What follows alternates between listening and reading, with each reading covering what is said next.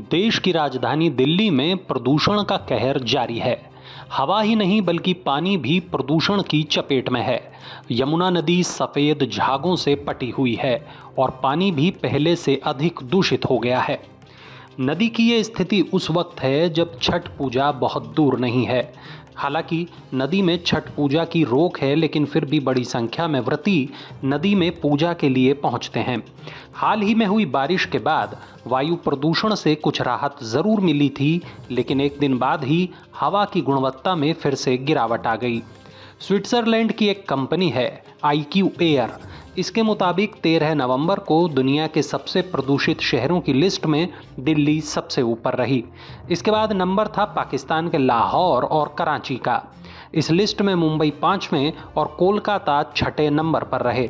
Media report बताती हैं कि दिल्ली में 8 साल में सबसे अच्छी वायु गुणवत्ता दिवाली वाले दिन दर्ज की गई। हालांकि इसके अगले दिन ही हालात बदले हुए दिखाई दिए। हवा तो दिल्ली की प्रदूषित है ही, दिल्ली से गुजरने वाली नदी यानी यमुना का पानी भी काफ़ी प्रदूषित हो गया है। अमोनिया और फॉस्फेट की मात्रा बढ़ गई है और यही कारण है कि यमुना में झाग की मोटी परत दिखाई दे रही है। अगर ऐसे ही पानी में केमिकल की मात्रा बढ़ती रही तो दिल्ली में रहने वालों को पानी के संकट का सामना करना पड़ सकता है। जुलाई 2022 में जब यमुना में अमोनिया की मात्रा अधिक हो गई थी तो कुछ वाटर ट्रीटमेंट प्लांट में काम रोकना पड़ा था। ऐसा करने की वजह से कई इलाकों में पानी की आपूर्ति प्रभावित हुई थी।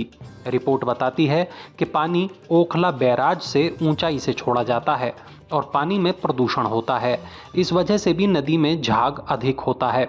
इसके अलावा सर्दी के मौसम में ऑक्सीजनेशन की प्रक्रिया कम हो जाती है। हालांकि इस बीच दिल्ली प्रदूषण नियंत्रण समिति की एक रिपोर्ट में यह दावा किया गया है कि दिल्ली में यमुना के पानी की गुणवत्ता में सुधार आया है। डाउन टू अर्थ की एक रिपोर्ट बताती है कि दिल्ली में 22 नाले हैं जो यमुना में गिर रहे हैं। इनमें से 9 नालों को नियंत्रित कर लिया गया है। दिल्ली में सीवेज की सफाई और निस्तारण का जिम्मा दिल्ली जल बोर्ड के पास है। दिल्ली जल बोर्ड फिलहाल 37 सीवेज ट्रीटमेंट प्लांट चला रहा है, लेकिन इनमें से केवल 14 ही दिल्ली प्रदूषण नियंत्रण समिति के मानकों पर खरे उतरे हैं। रिपोर्ट बता रही है कि दिल्ली सरकार ने यमुना को साफ करने के लिए विधानसभा में 1028 करोड़ रुपए के पूरक अनुदान की मंजूरी दी थी। केंद्र सरकार भी नदियों की सफाई के लिए प्रतिबद्धता जताती आई है, लेकिन इसके बाद भी दिल्ली में हवा और पानी प्रदूषित होते रहे हैं।